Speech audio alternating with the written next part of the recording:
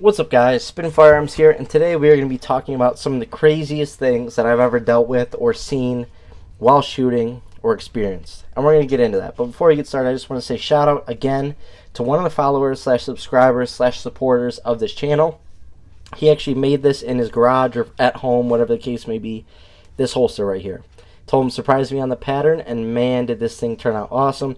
He Alta-clip on it, claw, so he obviously watches the channel, knows what I like, and it turned out absolutely awesome. And that's for my Mossberg MC2SC.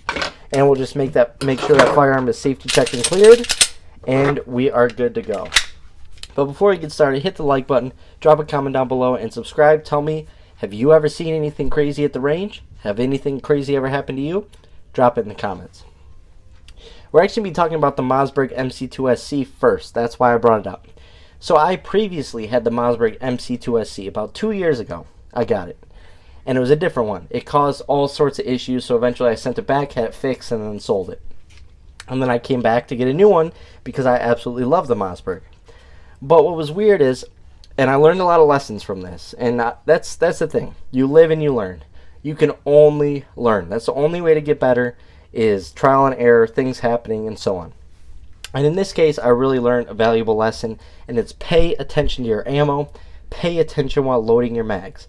I was at my range just shooting, nothing special, just a Saturday morning, 8 a.m., just shooting, and I'm loading my mags by hand, and I'm not paying attention. I'm just looking down range or looking at other people shoot and loading my mags, whatever the case may be. And I get to shooting, and on like my 7th round, I hear this weird noise, and there's very little recoil. I'm like, okay, that was really, really weird. Really weird. So I drop the mag and just stand back. Rack the slide and stand back. Set my handgun down, unloaded, just leave it there. Came back to it about a minute later, took it down, and realized I have a squib load, but not just any squib load. And for all you guys that are shooting out there, pay attention while you're shooting. If anything feels different when you're shooting, anything feels weird, put the handgun down, walk away for a second. Get away from it, tell other people get away from it. Something may be happening. But I look down the barrel, and that bullet is backwards. And so I'm like, did I put a round backwards? And I go, that doesn't make sense because the primer wouldn't have gone off.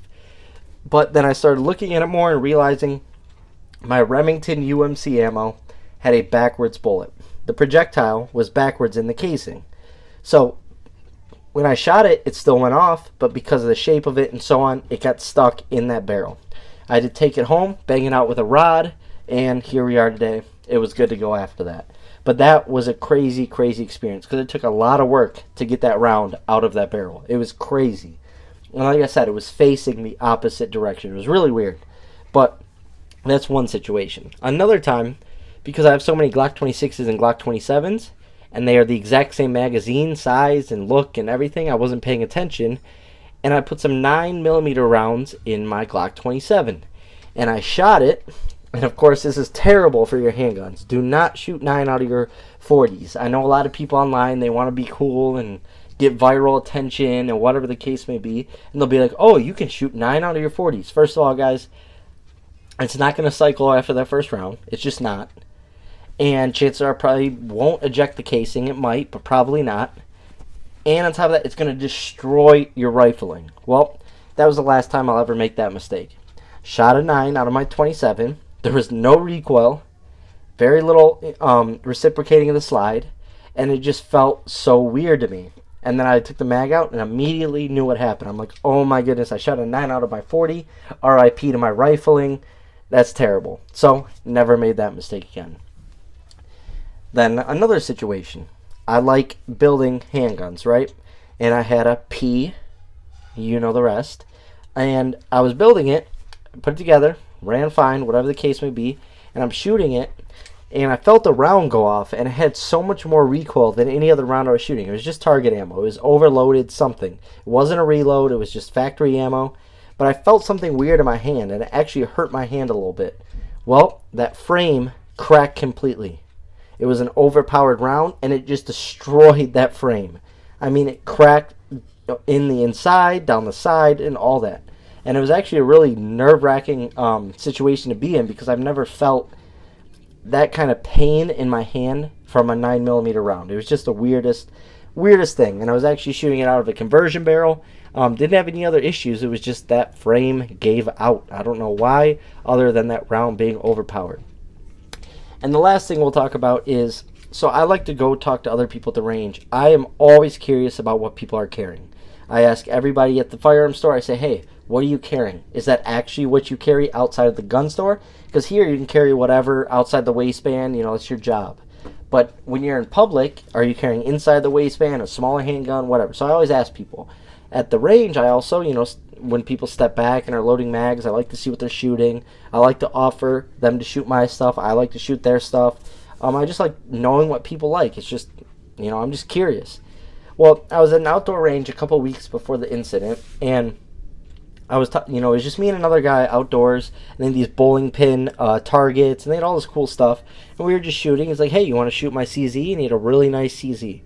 And I'm like, yeah, sure. So I grabbed my box of ammo. He goes, no, use my ammo. He just wanted to show off the handgun. It was super cool of him. I'm like, I'll give you money. I'll give you some ammo in return. And he goes, no, it's fine to shoot. Just, shoot it. So I was really comfortable with shooting with other people at the range, talking to other people at the range. If I have a bunch of targets and, I use what I use and I have leftovers, I just will give my targets away to other people and just say, hey, you want this? It is what it is. I'll get more next time I come. Because with the membership I have, you get free targets every time you go to the range. So I'll just give it away, no big deal.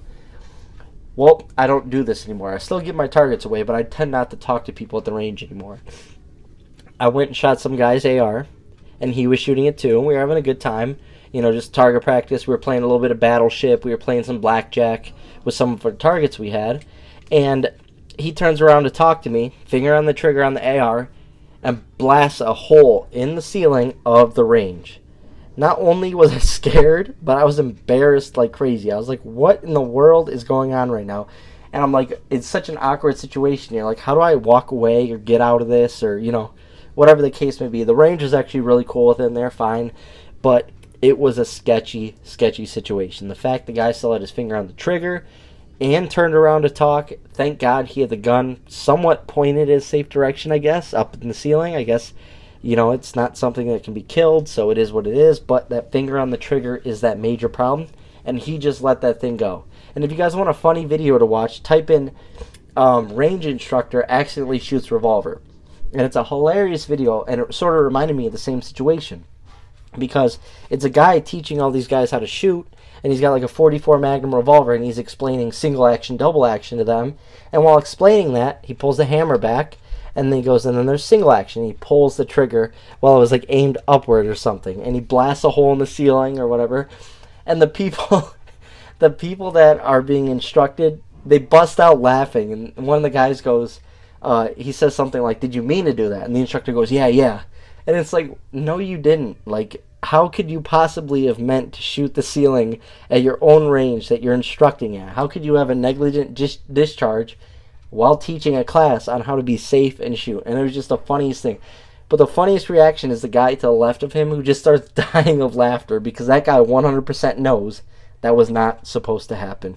So it was absolutely hilarious. Great video. You guys should watch it. It's up on YouTube. But hope you guys enjoyed the video. Let me know of any experiences you guys have had.